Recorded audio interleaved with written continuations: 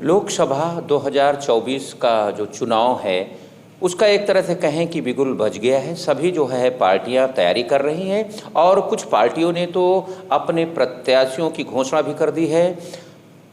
तो ये जो चुनाव है 24 का, सत्ता पक्ष और विपक्ष का जो गठबंधन है, इंडिया गठबंधन, उसके बीच जो बातें निकल रही हैं कि जो लड़ाई है पक्ष और विपक्ष की, ये खास लड़ाई है और इस दोनों पक्ष के बीच खास रणनीति विभिन्न दलों के बीच चल रही है। वो चाहे सत्ता पक्ष के गठबंधन दल हो या जो विपक्ष दल है, गठबंधन दल है, उनके बीच। इसी बीच जो है इंडिया गठबंधन जो दल है उसमें कांग्रेस और उत्तर प्रदेश में खासकर समाजवादी पार्टी के बीच पहले भी आपसी सामंजस्य बना और अब भी बातें बन रही हैं। और खासकर जो राष्ट्रीय अध्यक्ष हैं समाजवादी पार्टी के, उन्होंने ये कहा है कि 11 सीटें हम अपने गठबंधन जो कांग्रेस को देंगे। उसमें ठीक है, वो बातें चल रही हैं, राजनीतिक प्रतिक्रियाएं आ रही हैं, इन सब बातों को छोड़ दिया जाए। अब हम बात करेंगे रायबरेली लोकसभा सीट की। रायबरेली लोकसभा सीट में जब से यूँ कहें कि लोकसभा का गठन 1952 में हुआ, तब से लेकर अब तक, यानी 2000 जो चुनाव 19 में हुआ, अब 24 में होने जा रहा है, 3 बार को छोड़ दिया जाए तो यहाँ कांग्रेस का उम्मीदवार विजयी होता रहा। रायबरेली की जनता जो है कांग्रेस के उम्मीदवार को ही चुनती रही, 3 बार को छोड़ दिया जाए। बीते 2004 से यहाँ सोनिया गांधी सांसद हैं और ख़ासकर जब भी गांधी परिवार रायबरेली में खड़ा होता है तो उसमें समाजवादी पार्टी समर्थन कर देती है। तो समझने की कोशिश करते हैं कि 2004 और इतने सालों से समाजवादी पार्टी एक बार क्या ये नहीं कह सकती कि यहाँ का लोकल रायबरेली का समाजवादी संगठन क्या कर रहा है और कौन सी तैयारी चल रही है। और इतने सालों से एक ही तरफ जो है बार बार तो उनको समर्थन देना यह क्या है। हमारे बीच जो है रायबरेली के जिला अध्यक्ष समाजवादी पार्टी के इंजीनियर वीरेंद्र यादव हैं। उनसे समझने की कोशिश करते हैं कि सारा सब कुछ पूरी फसल आप तैयार करते हैं और परिणाम जो है अपने सहयोगी दल कांग्रेस के उसमें जाता रहा, और इस बार क्या चल रहा है। अध्यक्ष जी, लोकसभा चुनाव होने वाला है रायबरेली में, खासकर आप लोग एक ये देखा है पूरा कई जो हैं लोकसभा जो बीते हुए हैं उन पर देखा जाए समाजवादी पार्टी ऐन मौके पर कांग्रेस को जो उम्मीदवार होता है, प्रत्याशी होता है, उसका समर्थन कर देते हैं। तो ये क्या सिलसिला अब भी चलेगा? देखिए, आप जानते हैं कि रायबरेली में समाजवादी पार्टी बहुत मजबूत है और जब जब विधानसभा के चुनाव हुए हैं समाजवादी पार्टी ने रायबरेली में बड़ा बेहतर प्रदर्शन किया है। वर्तमान समय में भी हमारे इस लोकसभा क्षेत्र में 5 में से 4 विधायक हैं। एक जगह पे हम मामूली वोटों से चुनाव हार गए थे। तो ये कहें कि समाजवादी पार्टी का संगठन और समाजवादी पार्टी रायबरेली में माननीय राष्ट्रीय अध्यक्ष अखिलेश यादव जी के नेतृत्व में बहुत ही मजबूत है। लेकिन इस देश में नफरत फैलाने वाले लोग, सांप्रदायिक लोग जब जब फन उठाते हैं, समाजवादी पार्टी का नेतृत्व नहीं चाहता है कि इस देश में जो नफरत फैलाने वाले लोग हैं, लड़ाई कराने वाले लोग हैं, वो यहाँ पर सफल न हो। इसके लिए हमारे नेता और हमारी पार्टी सदैव समझौतावादी पार्टी है और समझौता करने का काम करती है कि भारतीय जनता पार्टी जो इस देश में संविधान नहीं मानती, जो इस देश में नफरत फैला रही है, भाई से भाई के लड़ाने का काम कर रही है, तो ऐसे लोग सफल न हो, इसके लिए हमारे नेता ने सदैव सहयोग करने का काम किया है। और अभी जल्दबाजी है अभी कुछ कहना, जो भी निर्णय होगा वो आप सबके सामने होगा। अध्यक्ष जी, ये देखा गया है, खासकर वो भी समर्थन करते हैं जहां भी करते होंगे, जो आपके पार्टी के राष्ट्रीय अध्यक्ष हैं उनके परिवार का कोई खड़ा होता तो वहाँ भी कांग्रेस नहीं खड़ा करती। लेकिन रायबरेली और उन इलाकों के जो वो सीटें हैं उनको देखकर वहाँ तो कांग्रेस कभी नहीं आई, देखा जाए 30 सालों से नहीं आई। लेकिन यहाँ समाजवादी पार्टी रायबरेली में चाहे लोकसभा हो या विधानसभा, खासकर विधानसभा में, लोकसभा में तो समर्थन करती लेकिन विधानसभा में लगातार बहुमत रहता है। यूँ कहें कि थोड़ी वोटों से इस बार चले गए, 4-4 आपके विधायक हैं। जो आपका कार्यकर्ता है, संगठन आप छोड़ दीजिए, अपने जो पूरा राष्ट्रीय नेतृत्व है, प्रादेशिक नेतृत्व, लेकिन खासकर रायबरेली में आप कोई पूछता नहीं, आपके साथ रहते हैं, तमाम पार्टी के वर्कर हैं, लोग हैं, बड़ी उम्मीदें रहती कि इतने सालों से हमको देते आए हैं, एक बार हमारे यानी समाजवादी पार्टी का विधायक हो, वो सांसद हो यहाँ रायबरेली से, तो ऐसी बात होती नहीं है, बात आपस में।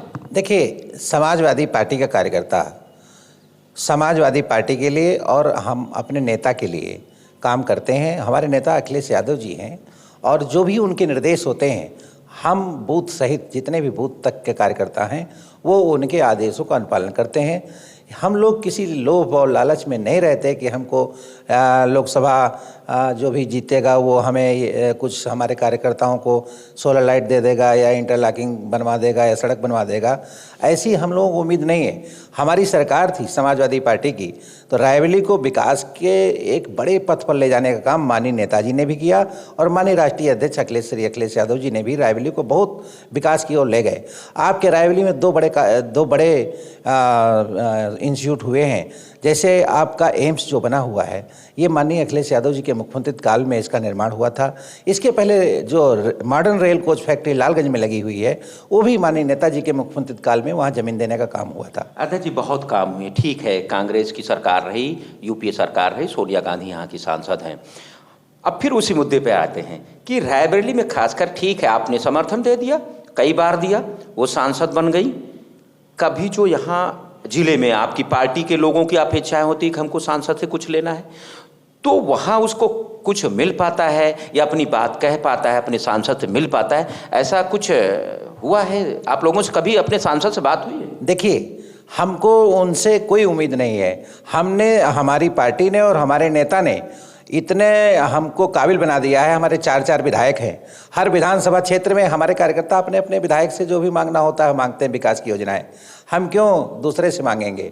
तो हम खुद इस लायक हैं कि किसी को दे सकते हैं, हम दूसरों से क्यों मांगेंगे, क्या उम्मीद करेंगे? अच्छा, ये जो चर्चा है, खासकर आप भी मानते हैं कि अगर समाजवादी पार्टी, ठीक है, जिस दल को दे, नाराज हो जाए आपका कार्यकर्ता वोटर, तब भी क्या कांग्रेस यहाँ उस तरह का जो जीत है हासिल कर सकती? देखिए, समाजवादी पार्टी रायबरेली में बहुत मजबूत है और समाजवादी पार्टी के लोग, जब भी गठबंधन को लोकसभा का चुनाव लड़ाया गया तो दूसरा दल का भी लोग लड़े होंगे, तो समाजवादी पार्टी के बूथों पर बहुत अधिक संख्या में वोट देने का काम हुआ है और परिणाम बताते हैं कि समाजवादी पार्टी के सहयोग से ही चुनाव जीते गए हैं। और समाजवादी पार्टी के जो बूथ हैं, जहां समाजवादी पार्टी का बाहुल्य वोट है, वहां पर 100% वोट देने का काम गठबंधन को हमारे दल के नेता के आदेश पर हुआ है। अच्छा, जिला स्तर पर जैसे आप सहयोग करते हैं, जिले में कांग्रेस को समर्थन करते हैं, कांग्रेस के शीर्ष नेतृत्व यहाँ रहता है, कभी कांग्रेस की तरफ से हालचाल नहीं पूछा गया आप लोगों से? नहीं, हम इतनी उम्मीद भी नहीं करते। हमारे राष्ट्रीय नेता माननीय अखिलेश यादव जी स्वयं हम लोगों का हालचाल लेते रहते हैं, तो हमें दूसरे के पास जाने की और उनसे उम्मीद की कोई ज़रूरत नहीं है। कभी यहाँ की सांसद जी, आप जिला अध्यक्ष हैं यहाँ के, आपके ही दम पर उनको जीतना रहता है और संभवतः आगे भी रहेगा, कभी यहाँ के सांसद से आपकी बात हुई है, मीटिंग हुई है इस मुद्दे पर? नहीं, हम इसको जरूरी नहीं समझते हैं कि उनकी हमारी बात हो। उनके किसी प्रतिनिधि की? नहीं, हम इसको कभी आवश्यक ही नहीं समझते और हमें कभी उस तरफ से आवाज़ नहीं आई, बात नहीं आई? नहीं, अब जब चुनाव होते हैं तब उनसे बातें जरूर, हमारे राष्ट्रीय नेतृत्व और प्रदेश नेतृत्व का जो निर्देश होता है, तो वो लोग अगर आकर के बात करते हैं तो हम लोग बात करते हैं। हम लोग उनके यहाँ जाने का काम कभी नहीं किए।